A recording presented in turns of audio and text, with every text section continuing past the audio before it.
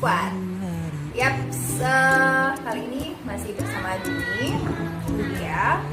Nah, ada personil baru namanya Titi. Dan ada personil Dia personil paling lama ada. Enggak sih, semuanya baru. Semuanya lama. Oh ya, sebelumnya mukadimah dulu kali ya, Wak. Ya, bersyukur, alhamdulillah atas berkat nikmat Allah yang luar biasa. Bersyukur terus menerus nih tanpa henti sampai detik ini. Kita selalu bersyukur atas nikmat Allah yang telah memberikan kita begitu banyak kenikmatan ya, sehat, iman, dan banyak lagi gitu loh. Dan tak lupa nih, syukur kita juga tercurah limpahkan kepada baginda Nabi besar Muhammad SAW.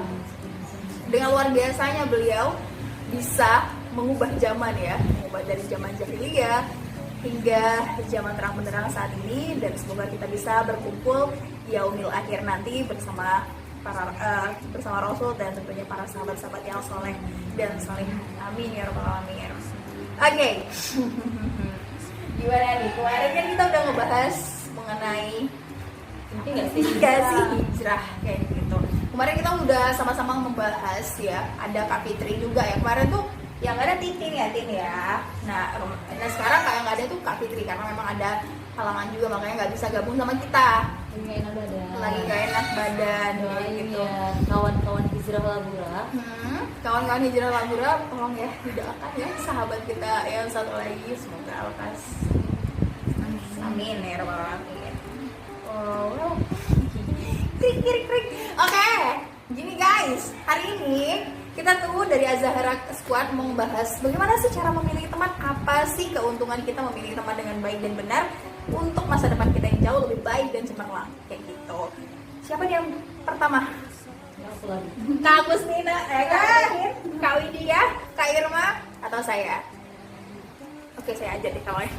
Sebelum kita mulai, kita buka majelis kita ini. Majelis ya udah nggak apa-apa deh. Apapun wadah kita buka dengan baca basmalah bersama-sama. Bismillahirrahmanirrahim. Biar keberkahan tercurah limpahkan pada kita semua ya. Amin ya rabbal alamin. Gimana nih guys? Siapa duluan? Pertama-tama kita buka dulu ya. Kenapa kita harus milih sahabat dulu? Memang apa sih landasan kita atau base kita? Kenapa kita harus memilih teman gitu kan? Kita buka dari menurut Umar bin Khattab. Masya Allah. Dengerin ya teman-teman ya, dari Umar bin Khattab nih, dari ini disampaikan kita, sama Kak Titi. Kita searching juga ya. Enggak apa-apa. Kita cari literatur. Kita cari literatur biar konten kita itu ada base-nya kuat gitu. Iya. Ilmiah banget guys. Oke, next lanjut ya. Kata si Umar bin Khattab, beliau berkata bahwa tidaklah seseorang diberikan kenikmatan setelah Islam yang lebih baik daripada kenikmatan memiliki saudara semuslim yang soleh. Apabila engkau dapati salah seorang sahabat yang soleh, maka peganglah erat-erat. Masya Allah. Makanya kalau kita punya teman atau sahabat yang soleh, dipegang tangannya kayak gini ya. Artinya kalau kita bersahabat dengan orang-orang yang soleh itu artinya kita itulah nikmat terbesar dalam hidup kita. Karena dengan kita memiliki teman, dia bisa ibaratnya memberi motivasi kita, memberi nasihat kita kalau kita salah dan tidak membiarkan kalau kita misalnya kita ke arah yang salah. Iya. Itu menurut Umar bin Khattab. BTW ini ya, tahu gak sih Umar bin Khattab itu bahkan setan aja ya takut sama dia. Oh, baru tahu.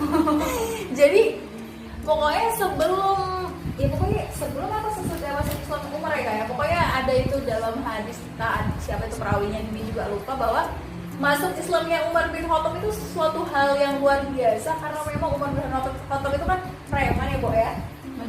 Badannya besar. Keras, suka main bertarung ya, main gulat kalau di zaman Arab sana. Jadi pokoknya semua orang takut sama dia, bahkan ini lupa itu siapa yang bilang itu, pokoknya setan aja takut sama dia, luar biasa kan. Dan Umar mengatakan bahwa kalau kita sudah punya teman yang soleh dan salihah, gampang. Nah tadi kan kita sudah ngebahas ya mengenai pertemanan di apa namanya itu menurut sudut pandang Islam. Dan tadi sudah ada perkataan Umar bin Khattab juga, kalau kita sudah bertemu dengan, kalau kita udah punya sahabat nih, punya teman yang memang luar biasa baik, soleh, dipegang tangannya, jangan biarkan dia kemana-mana. Nah, tema kali ini kan tetap ya ngebahas bagaimana sih cara memilih teman dengan metode Islam. Boleh gak sih kita milih-milih teman kayak gitu loh? Langsung aja ya, siapa nih yang mau menjawab atau memberikan komentarnya? Monggo. Kak B. Memilih teman dalam Islam. Gini, kembali lagi ke video yang sebelumnya tentang hijrah. Jadi, pertama itu gini, ketika kita terbesit untuk berhijrah, Allah kan sedang monggo membantu gitu. Jadi gini, ketika terbesit untuk berhijrah, maka perbaiki dulu sholat. Jadi kalau kita sholatnya itu diperbaiki, maka semuanya akan Allah perbaiki, termasuk juga teman ya. Teman kita juga Allah perbaiki gitu. Kalau aku sih berhubung karena guru SMA, di masa mereka lagi labil-labilnya, aku selalu menerapkan pilih teman itu penting.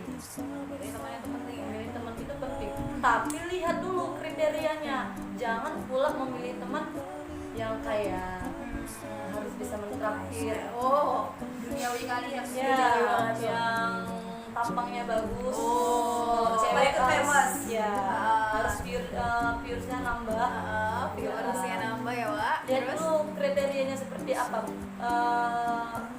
Kalau kira-kira kita tidak bisa membawa dia ke jalan yang baik, jangan mau diajak dia ke jalan yang buruk gitu. Jadi kalau menurut versinya Kak Widya nih, itu kan tadi tips and triknya ya. Pertama, jangan karena kekayaannya biar lo bisa jajan gratis, jangan, Wak.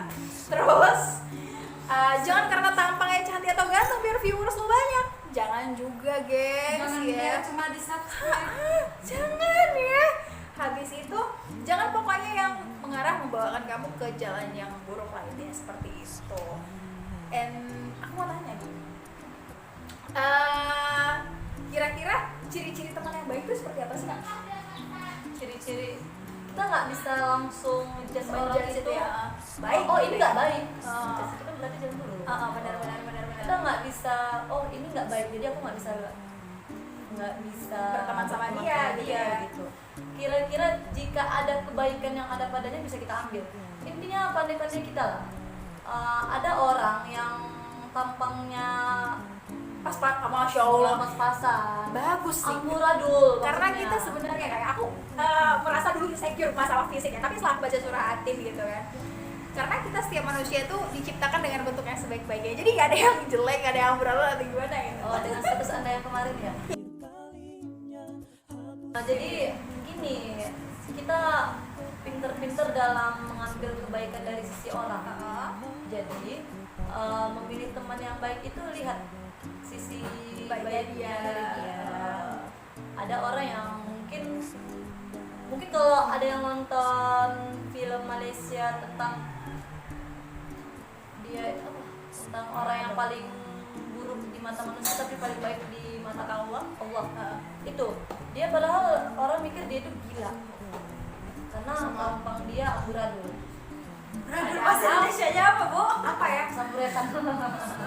Bahasa laburanya bersamburetan. Samburetan. Atau bahasa apanya? Mukanya tampang itu tampang preman loh. Jadi dikira orang tuh kayak gak baik nih orang, gak usah ditemani. Padahal di belakang sana mungkin di sepertiga malam dia tuh lagi nangis gitu, ya Allah. Gitu lah ya. Don't judge people From the cover. Kayak gitu. Jadi gak boleh ngejudge seseorang itu dari kamarnya aja, teman-teman. Kayak gitu ya Kak Widya. Oke, itu kan tadi dari Kak Widya. Sekarang langsung tanya aja Kak Widya. Langsung aja nih Kak Ilma.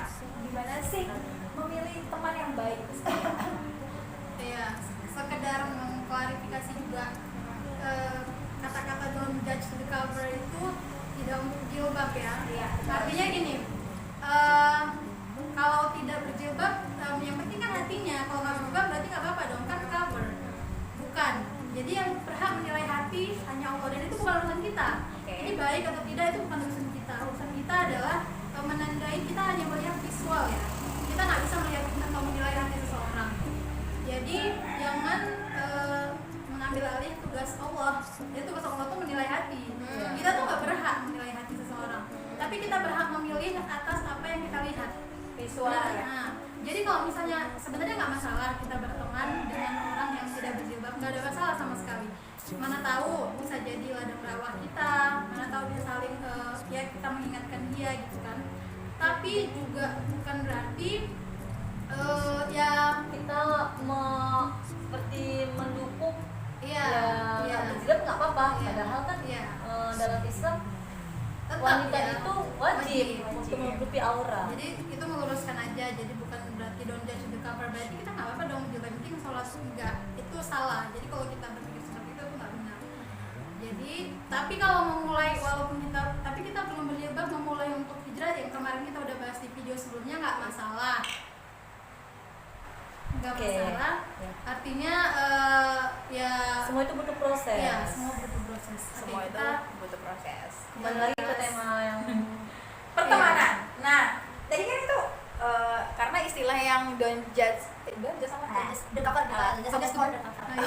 Don't just the book from the cover. Jadi jangan menilai sebuah buku tampilan dari covernya aja gitu kan. Tapi tidak berarti untuk kita yang muslimah yang menggunakan cover jilbab seperti ini yang banyak menyinggung, alah gue tuh belum baik tinggal lakunya, jadi nggak usah deh berjilbab gitu. Ada kan kayak gitu kan, banyak banget gitu. Iya. Apalagi selebgram yang kamu follow ada.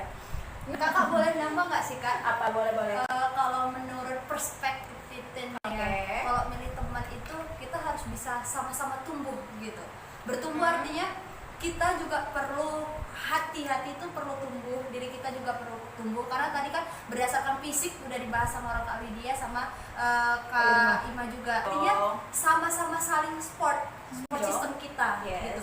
Ketika kita sedang lemah, dia itu bisa kayak membangkitkan kita, menguatkan kita. Jadi nih Kak Irma, gimana sih cara memilih teman? Bener, boleh nggak sih kita tuh pilih teman? Nah, karena kan ini untuk masa depan kita nih, boleh nggak sih menurut versi kakak? Harus. So, why?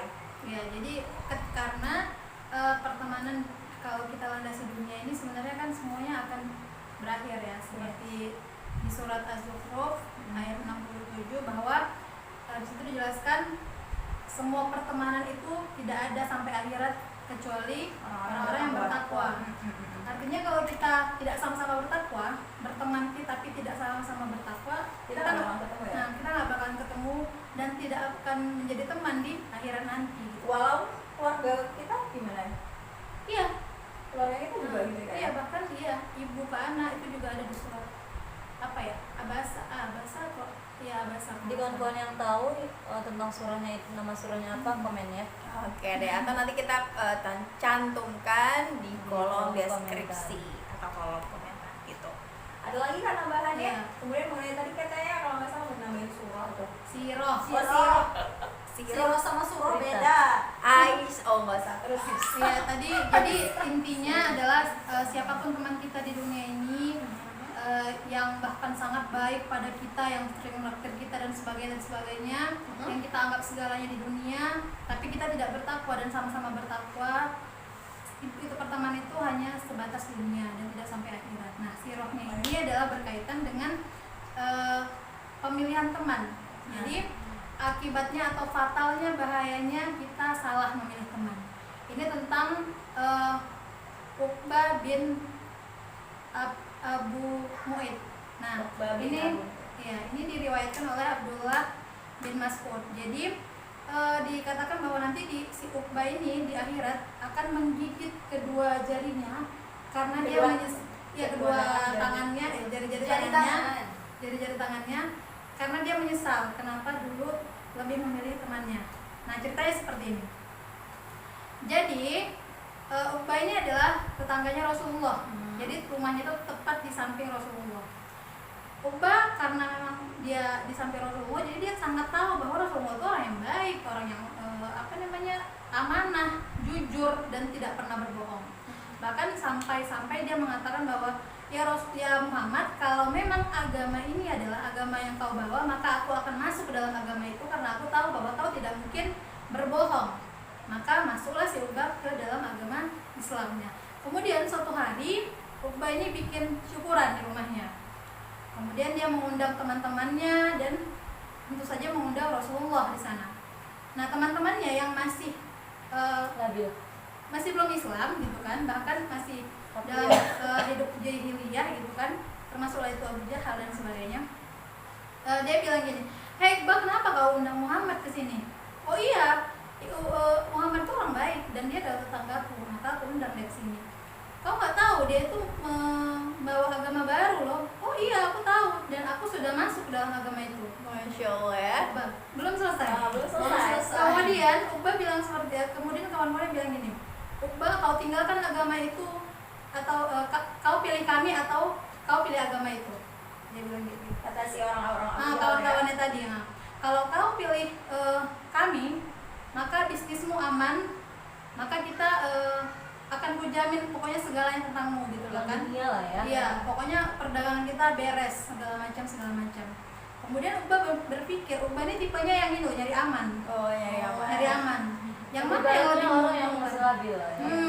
ya. Jadi dia berpikir kira-kira mana yang lebih menguntungkan, apa Muhammad untungnya sama aku, terus apa teman-teman untungnya sama aku. Oke, aku akan milih teman-temanku dan meninggalkan Islam.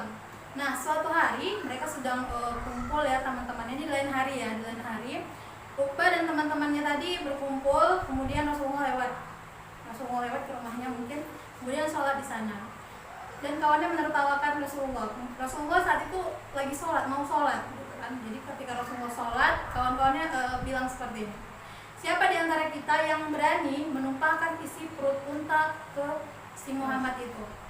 Nah, si Uqbah tadi kan dia pingin mendapat apa ya, lanjutan. Iya, pingin mendapat tempat lagi nih di kawan-kawannya nih kan, biar aku eksis tetap di kawan-kawannya.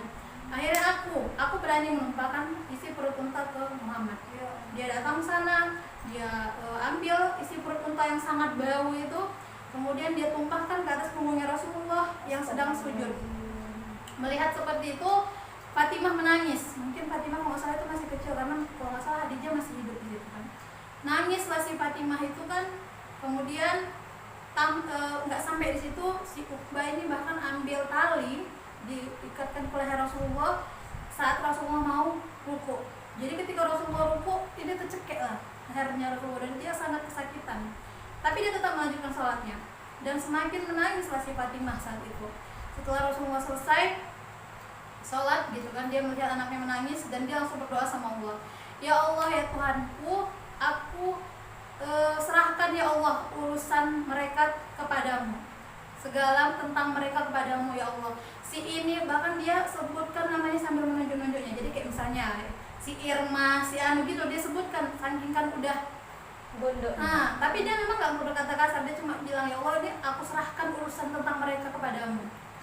Kemudian Abdullah bin Mas'ud tadi mengatakan bahwa aku tidak melihat ketujuh, itu ada 7 orang kalau nggak salah namanya saya lupa, 7-7-nya aku tidak melihat dari mereka kecuali mereka masuk ke dalam sumur Badar di hari yang sama setelah Rasulullah sumpah. Nah, dan katanya gini, bahkan kelak si Uqbah ini akan sangat menyesal. Kenapa? Karena dia lebih memilih temannya dibanding Rasulullah. Nah, seperti itu. Jadi fatalnya memilih teman yang walau kita anggap sangat Menguntungkan soal dunia. menguntungkan kita soal dunia, bahkan ya baik sama kita gitu kan, bahkan itu semua nggak ada apa-apanya kalau tidak dibarengi dengan takwa tadi. Itu aja. Tadi namanya siapa? Uqbah bin Mu'id, Abu Mu'id. Ya, Uqbah. Nah, teman-teman tadi udah dengar ya sirah mengenai Uqbah yang diriwayatkan oleh Abdullah bin Mas'ud mengenai memilih teman hanya karena biar dapat untungnya aja, biar amannya aja di dunia gitu loh. Padahal kalau udah menyampaikan segala apa ya, kayak ya Allah udah pokoknya tak serahin ke kamu aja ya Allah, gimana mereka yang telah menzolimi saya, itu aja. Berarti langsung ya serta-merta Allah balas ya. Rasulullah tuh jarang nyumpahin, sesakit apapun, bahkan dia dilempar pakai kotoran aja dia nggak nyumpahin, nggak mencela orang. Iya, nggak mencela juga gitu. Ini mungkin puncaknya kali ya, apalagi di situ Iya, Fatimah biar juga tenang. nangis Dia kan gitu. memang mempertimbangkan Fatimah di situ. Ya, luar biasa banget, masya Allah ya. Kita aja kita ya, kita nggak pernah jumpa Rasulullah, sakit nggak gitu? Oh, sakit Kita lah. ngerasa ya bergetar hati ini ketika Rasulullah digituin gitu. Apalagi Fatimah anaknya. Iya, gimana jadi anak ya ketika melihat orang tua yang kayak gitu sama orang gitu loh. Padahal Rasulullah sendiri adalah orang yang baik di sekelilingnya gitu loh. Hanya karena si Uqbah pengen kenal Islam, terus teman-teman yang ngerasa gimana ya, kalau agama baru tuh nggak perlu diikuti lagi menurut mereka pada zaman jahiliyah dulu gitu. Ya gitulah sirahnya. Dan gimana, ada tambahan? Mungkin teman-teman si Uqbah itu tidak ingin tersaingi dengan Rasulullah. Rasulullah kan Iri, teringatnya iri. bisnis juga. Benar banget tuh. Luar biasa ya, masya Allah ya. Tambahan Bikin- lagi. apa tuh? Gini, pernah ada, aku nggak tahu ini hadis atau apa. Dia udah masuk surga. Jadi ternyata dia tanya sama malaikat, "Oh malaikat, mana nih temanku? Temanmu ada di neraka," kata malaikat. Jadi kan katanya kan surga itu tempat yang paling tinggi, sedangkan neraka itu tempat yang paling rendah. Jadi dia lihat nih dari atas, dari surga itu dia lihat ke bawah, dia lihat kawannya itu. Terus dia request sama ini malaikat, "Wahai malaikat, aku minta tolong masukkan temanku itu ke surga bersamaku. Soalnya aku bersaksi kepada Allah bahwa aku pernah diajak melakukan kebaikan bersama temanku yang masuk neraka itu. Hanya karena pernah pernah melakukan kebaikan yang sama. Jadi syafaat teman itu berlaku iya, adanya sama. di akhirat nanti. Teman yang bertakwa tentunya. Teman yang bertakwa Mengajak pastinya. kebaikan. Gimana teman-teman, merasa merinding nggak? Mudah-mudahan merasa merinding ya, karena itu adalah suatu ketukan halus dari Allah. Semoga kita selalu istiqomah mencari teman-teman yang soleh dan soleha Iya. gitu, biar bisa mengingatkan kita, membawa kita Insya Allah kita ke jalan yang ya Insya insya Allah Allah bisa diridhoi bersama. gitu loh, memberi syafaat di yaumil akhir nanti. Keren kan ketika kita masuk surga, kemudian ada teman kita bisa kita bantu gara-gara ya itu tadi ya, Atau sebaliknya ya. atau sebaliknya pernah mengajak kita menuju kebaikan dan lain sebagainya kayak gitu. Keren. Jadi teman-teman semuanya udah tahu ya gimana caranya memilih teman yang baik untuk masa depan kita yang jauh lebih baik intinya kayak gitu ya. Gimana, ada lagi teman-teman? Mungkin itu saja. Oke, itu aja ya. Poin-poin penting nih. Di channel berikutnya. Oke, tenang aja, nanti bakalan ada bahasan-bahasan yang jauh lebih menarik di postingan berikutnya di channel YouTube kami, Kawan Hijrah Laburah. Ya, Kawan Hijrah Laburah kan? Ya. Jadi, poin penting dari memilih teman kali ini adalah kita boleh dan sangat penting untuk memilih teman. Karena ini berpengaruh nyata kayak udah penelitian ya, Wak? Iya. Berpengaruh banget sampai akhirat nanti pertemanan ini. Dan tentu saja seperti yang tadi teman-teman dengar dalam surah Al-Zukhruf ya Kak, ayat 67 bahwa pertemanan atau persahabatan yang ada di dunia nanti tidak akan berlaku di akhirat kecuali orang yang bertakwa, teman-teman yang bertakwa kayak gitu. Jadi carilah teman-teman yang takwa teman-teman gitu ya. Jangan hanya mementingkan duniawi, boleh, tapi teman-teman harus ingat duniawi itu sementara, sedangkan akhirat selamanya kayak gitu sih. Seperti kayak lagu apa sih? Ya, itulah dari Sulaiman ya. Oke deh teman-teman semuanya, sampai sini dulu perjumpaan kita di segmen kedua atau episode kedua dari channel YouTube kita Teman Hijrah, Kawan Hijrah Laburah. Jangan lupa kalau konten ini bermanfaat, share, Like dan subscribe gitu ya. Jangan lupa subscribe, pencet tombol loncengnya ya, biar kalian selalu update video terbaru dari kita. Kalau ini bermanfaat, di-share di sosial media kalian, WhatsApp, Instagram, Facebook. Kenapa itu perlu di-share? Kita nggak tahu lisan manakah yang bisa mengetuk hati seseorang itu. Jadi ikan mana ya kan? iya, ketikan mana yang bisa ini mungkin melalui share postingan kita lah hidayah itu sampai ke teman-teman. Bener banget. Dan dari saya, Nia, Titin, dan Kak Irma, kata-kata kami yang mana nih yang menggugah kalian hingga kalian tuh bisa berubah menjadi yang lebih baik? Tapi di sini belum tentu Iya. tapi kami sama-sama belajar. Betul banget. Kami bukan manusia sempurna, kami mencoba untuk berbagi kisah kita. Semoga kita sama-sama bertemu di akhir nanti. Amin. Amin. Wassalamualaikum. Seindah hari ini,